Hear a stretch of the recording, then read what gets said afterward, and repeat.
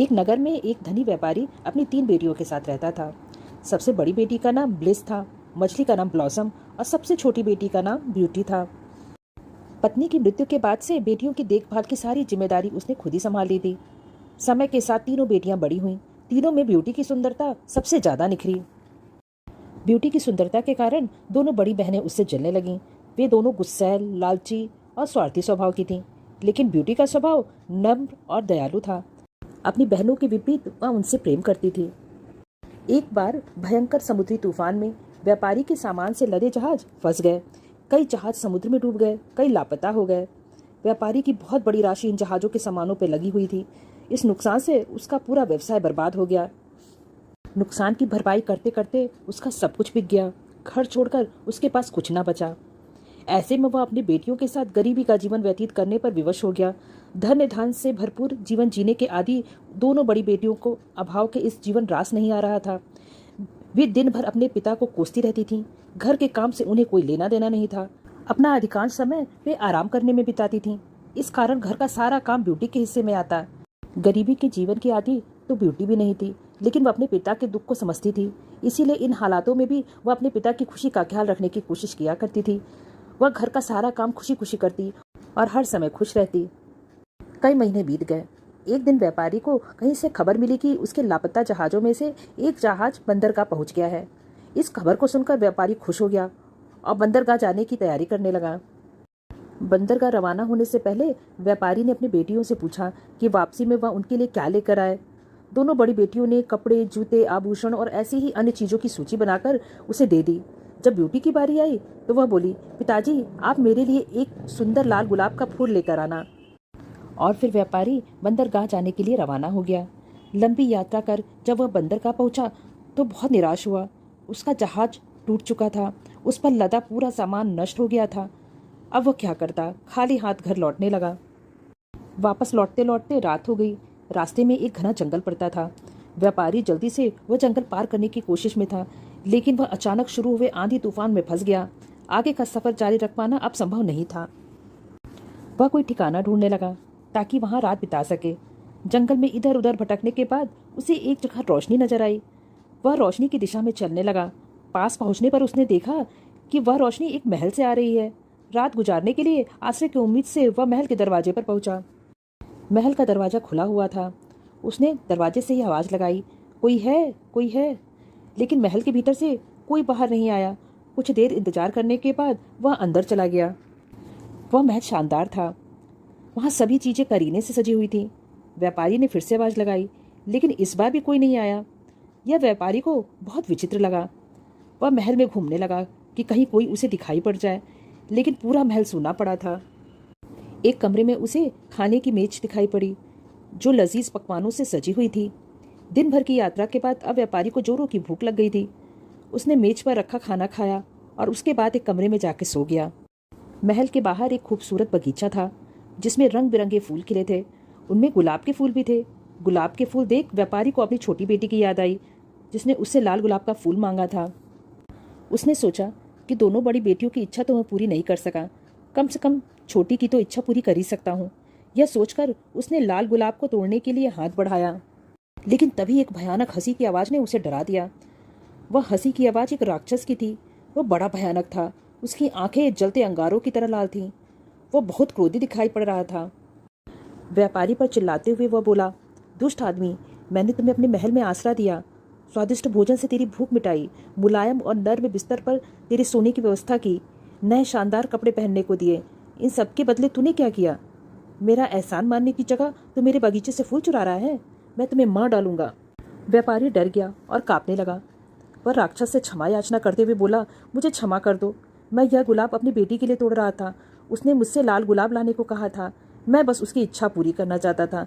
मेरी जान मत लो। तुम जो चाहोगे मैं करने को तैयार हूँ। व्यापारी की बात सुन राक्षस बोला, ठीक है, मैं तुम्हें नहीं मारूंगा, लेकिन मेरी एक शर्त है। अपनी जिस बेटी के लिए तुम मेरे बाग से गुलाब का फूल तोड़ रहे हो, तुम उसे मेरे पास लेकर आओगे। उस समय राक्षस से पीछा छुड़ाने के लिए व्यापारी ने उसकी बात मान ली। राक्षस ने उसे अपने बाग से फूल तोड़ने की इजाजत दे दी। एक लाल गुलाब का फूल लेकर व्यापारी वहां से अपने घर की ओर रवाना हो गया। जब वो घर पहुंचा तब भी बहुत घबराया और डरा हुआ था। उसने ब्यूटी को महल और राक्षस की बात बता दी। पूरी बात जानने के बाद ब्यूटी बोली, पिताजी, आपकी जान बचाने के लिए मैं अपनी जान भी कुर्बान करने को तैयार हूँ। आप मुझे उस राक्षस के पास छोड़ दीजिए। व्यापारी अपनी प्यारी बेटी को कैसे एक राक्षस के हवाले कर देता। वह रोने लगा। वह ब्यूटी को समझाने लगा कि वह इतना स्वार्थी नहीं है कि अपनी जान बचाने के लिए अपनी बेटी को एक राक्षस के हवाले कर दे। ब्यूटी जानती थी कि उसकी दोनों बड़ी बहनों के लिए उसके पिता का जीवित रहना आवश्यक है। वह जिद पे अड़ गई। आखिरकार व्यापारी को उसकी इस जिद को मानना ही पड़ा। वह दुखी मन से ब्यूटी को राक्षस के महल छोड़ आया। जब ब्यूटी का राक्षस से सामना हुआ तो वो उसका भयानक रूप देखकर डर गई। लेकिन कुछ ही दिनों में उसका ये डर खत्म हो गया, क्योंकि राक्षस का व्यवहार बहुत अच्छा था। राक्षस ने ब्यूटी को बहुत ही सुंदर कमरे में रखा, उसे सुंदर सुंदर कपड़े और गहने दिए और उसका हर तरह से ख्याल रखा। वह उससे बहुत प्यार से बातें किया करता था, जिससे ब्यूटी को राक्षस का साथ अच्छा लगने लगा। दिन बीतने के साथ साथ ब्यूटी और राक्षस बहुत अच्छे दोस्त बन गए। राक्षस ब्यूटी से मन ही मन प्यार करने लगा था, लेकिन अपने भयानक और बदसूरत चेहरे के कारण ब्यूटी से अपने प्यार का इजहार करने से डरता था। लेकिन एक दिन उसने हिम्मत कर ब्यूटी के सामने विवाह का प्रस्ताव रख ही दिया। यह प्रस्ताव पाकर ब्यूटी हैरान रह गई। वह राक्षस को अच्छा दोस्त मानती थी, लेकिन उससे शादी कैसे कर सकती थी? वो तो बहुत बदसूरत था। वह उसे प्यार भी नहीं करती थी, लेकिन डर के मारे वह कुछ बोल नहीं पाई। राक्षस ब्यूटी की खामोशी समझ गया। उसने उस दिन के बाद कभी भी इस बारे में ब्यूटी से बात नहीं की। ब्यूटी को महल में किसी प्रकार की परेशानी नहीं थी, लेकिन उसे अपने पिता और बहनों की बहुत याद आती थी। एक दिन वह बहुत उदास बैठी थी। राक्षस वहां आया और उससे उसकी उदासी का कारण पूछा। तब ब्यूटी बोली, उसे अपने पिता और बहनों की याद आ रही है। ब्यूटी की उदासी दूर करने के लिए राक्षस ने उसे एक जादुई आईना दिया। उस आईने में ब्यूटी जब चाहे अपने पिता और बहनों को देख सकती थी। आईना पाकर ब्यूटी बहुत खुश हुई। उसके बाद उसका जब भी मन करता वह आईने में अपने पिता और बहनों को देख लेती थी। एक दिन आईने में ब्यूटी ने देखा कि उसके पिता बहुत बीमार हैं। पिता की यह हालत देख ब्यूटी बहुत दुखी हुई। वह राक्षस के पास गई और बोली, मेरे पिता बहुत बीमार हैं, मैं उनसे आखिरी बार मिलना चाहती हूँ, मुझे जाने दो। पहले तो राक्षस ने मना कर दिया, लेकिन जब ब्यूटी रोने लगी तो उसने इस शर्त पर उसे जाने की इजाज़त दे दी कि 7 दिन के अंदर उसे वापस लौटना होगा, अन्यथा वह उसकी याद में मर जाएगा। ब्यूटी ने वादा किया कि वह 7 दिन के भीतर वापस आ जाएगी। तब राक्षस ने उसे एक अंगूठी दी और बोला, इस अंगूठी को जब भी अपनी उंगली से उतारोगी खुद को इस महल में पाओगी। ब्यूटी ने वह अंगूठी पहन ली। अगले दिन सोकर उठने पर उसने खुद को अपने पिता के घर पाया। वह अपने पिता से मिली तो वो बहुत खुश हुआ। ब्यूटी को राक्षस के पास छोड़ देने के दुख में वो बीमार पड़ गया था। ब्यूटी ने उसे बताया कि राक्षस उससे बहुत अच्छा बर्ताव करता है और उसका बहुत ख्याल रखता है। यह सुनकर व्यापारी को तसल्ली हुई और वो धीरे धीरे ठीक होने लगा। कुछ दिनों बाद ब्यूटी को राक्षस की याद आने लगी। उसके अच्छे और दयालु व्यवहार के कारण वह भी उससे प्यार करने लगी थी, लेकिन खुद इस बात से अनजान थी।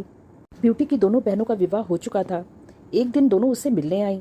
जब उन्होंने ब्यूटी के मुंह से राक्षस के और महल के बारे में और वहाँ के शानदार जीवन के बारे में सुना तो वो जल उठी। ब्यूटी ने उन्हें यह भी बता दिया कि उसे 7 दिन के भीतर राक्षस के पास वापस जाना है। तब झूठ मूठ रोते हुए दोनों ब्यूटी से कुछ और दिन रुकने का अनुनय करने लग गईं। वे चाहती थी कि राक्षस ब्यूटी से नाराज हो जाए और उसे मार डाले। ब्यूटी अपनी बहनों को इनकार न कर सकी और कुछ दिन और रुक गई। उधर महल में राक्षस ब्यूटी का बेसब्री से इंतजार कर रहा था, लेकिन जब 7 दिनों में ब्यूटी वापस नहीं लौटी तो वह उदास हो गया। उदासी में उसने खाना पीना छोड़ दिया, जिससे वह बीमार रहने लगा। इधर अपने घर पर ब्यूटी भी राक्षस को याद कर रही थी। एक दिन उसने सपना देखा कि राक्षस मर रहा है। इस सपने ने ब्यूटी की नींद तोड़ दी। अपना वादा ना निभाने के कारण ब्यूटी पछताने लगी। उसने बिना समय गंवाए अपनी उंगली में से अंगूठी निकाल दी। दूसरे दिन सोकर उठने पर उसने खुद को राक्षस के महल में पाया। ब्यूटी ने दिन भर महल में राक्षस का इंतजार किया, लेकिन वह उससे मिलने नहीं पहुंचा। पूरे महल में ढूंढने पर भी उसे राक्षस नहीं दिखा। वह परेशान हो गई। शाम को वह महल के से बाहर निकली और बागीचे में राक्षस को खोजने लगी, लेकिन वह उसे वहां भी नहीं मिला। जब वह महल के पीछे वाले हिस्से में गई तो वहां एक कोने में उसे राक्षस नीचे पड़ा हुआ दिखा। वो बहुत कमजोर नजर आ रहा था। ऐसा लग रहा था मानो वह बस अब मरने ही वाला है। ब्यूटी उसके पास गई और बोली, तुम्हें क्या हो गया? राक्षस बोला, मैंने कहा था ना तुम्हारी याद में मैं मर जाऊंगा, देखो मैं मर रहा हूँ। राक्षस की वह हालत देख ब्यूटी रो पड़ी और बोली, मुझे माफ कर दो, मैं समय पे नहीं आ पाई, लेकिन मैं भी तुम्हें बहुत याद कर रही थी। मैं तुमसे प्यार करने लगी हूँ, तुम्हारे बिना मैं भी मर जाऊंगी, मुझे छोड़कर मत जाओ, मुझसे विवाह कर लो। ब्यूटी के ये कहते ही एक चमत्कार हुआ और राक्षस एक सुंदर नौजवान राजकुमार में बदल गया।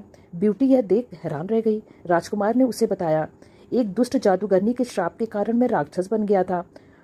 उस श्राप का प्रभाव तभी समाप्त होता जब कोई मुझसे सच्चा प्यार करता, लेकिन मेरी बदसूरती के कारण कभी किसी ने मुझसे प्यार नहीं किया। मैं वर्षों तक राक्षस बना रहा। आज तुम्हारे सच्चे प्यार के कारण वह श्राप समाप्त हो सका है और मैं वापस अपने असली रूप में आ सका हूँ। इसके बाद राक्षस और ब्यूटी ने विवाह कर लिया और दोनों खुशी खुशी रहने लगे। मुझे माफ कर